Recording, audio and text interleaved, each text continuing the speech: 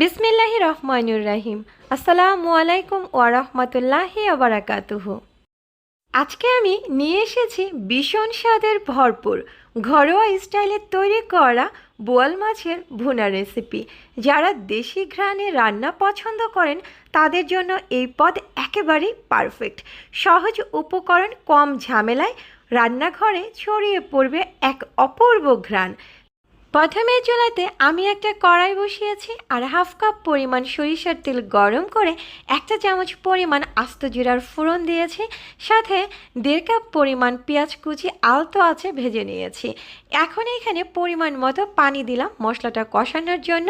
সাথে স্বাদ মতো লবণ, 1 টেবিল চামচ পরিমাণ লাল মরিচের গুঁড়া, 1 চা চামচ পরিমাণ ধনিয়া গুঁড়া, 1 চা চামচ পরিমাণ ভাজা জিরা গুঁড়া, 1 চা চামচ পরিমাণ হলুদের গুঁড়া, হাফ চা চামচ পরিমাণ রাঁধুনি মশলা গুঁড়া, আর সাথে দিয়ে দিলাম 2 টেবিল চামচ পরিমাণ আদা রসুন বাটা। এবার মশলাটা ভালোভাবে নাড়াচাড়া করে মিক্স করে 10 থেকে 12 মিনিটের মতো কষিয়ে নিয়েছি। তেলটা পুরোপুরি উপরে উঠে আসার পরে এখন এখানে দিয়ে দিলাম আগে থেকে ধুয়ে পরিষ্কার করে রাখা বোয়াল মাছের টুকরোগুলো। তবে বোয়াল মাছটা কিন্তু হালকা কুসুম কুসুম গরম পানি দিয়ে ধুয়ে নেবেন, যাতে করে পিচ্ছিল ভাবটা খুব তাড়াতাড়ি কেটে যায়।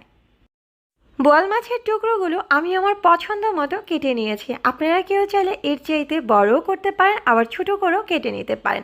আর মাছটা কষানোর জন্য হাফ কাপ পরিমাণ পানি দিয়ে নাড়াচাড়া করে ঢাকনা দিয়ে ঢেকে রেখে দিয়েছিলাম 7 থেকে 8 মিনিটের মতো। মাছের গায়ে থেকে কিন্তু তেলটা ছেড়ে দিয়েছে। এবার কড়াইটা আমি ভালোভাবে ঝাঁকিয়ে মাছগুলো আলগা করে দিয়ে দিচ্ছি পরিমাণ মতো পানি। যে যেরকম ঝোল খাবেন ঠিক সেই আন্দাজেই কিন্তু এখানে পানি দিতে হবে। আর অবশ্যই কিন্তু আলতো হাতে নাড়াচাড়া করতে হবে, কারণ বোয়াল মাছ, আড়ি মাছ, ইলিশ মাছ এগুলো কিন্তু খুবই নরম। উপর দিয়ে আমি 6 থেকে 7টা আস্ত কাঁচামরিচ ছড়িয়ে ঢাকনা দিয়ে ঢেকে রেখে দিয়েছিলাম ঘড়ি ধরে 15 মিনিটের মতো।